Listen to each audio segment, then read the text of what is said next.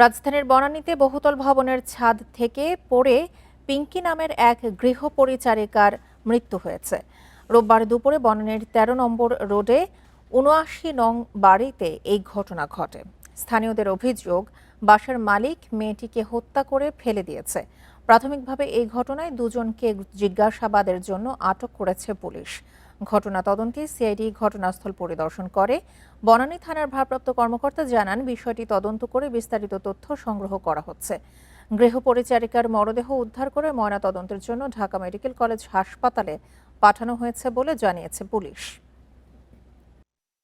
পোস্টমর্টমের জন্য ঢাকা মেডিকেল কলেজের মর্গে পাঠিয়েছি। আশা করি পোস্টমর্টম রিপোর্টের পর এই সংক্রান্তে প্রতিবেদন আসলে আমরা বলতে পারবো যে আসলে কিভাবে আমরা এসে দেখছি আপনার লাস্টে করে ফেলানো আছে, তার গায়ে বোরকা ছিল আর উন্না ছিল মেবি, আর মুখ দিয়ে হালকা এখানে একটু রক্ত পড়তেছে, আর হাতটাতে এখানে কালো, চোখের নিচে কালো, গলা এখানে কালো দাগ, হাতের এখানে আপনার এখানে যে পুলিশ যে বলে এখানে ভাঙ্গা, হাতে দুই হাতে এখানে ভাঙ্গা, পাও ভাঙ্গা, মানে কোনো ব্লাড বাইরে না, গলাগুলা ফুলা আর হাতগুলা ৪-৫টা ভাঙ্গা দেওয়া, আর কোনো ক্ষত নাই, তার শরীরে কোনো ব্লাড নাই, এক ফোঁটা ব্লাড বাইরে নাই।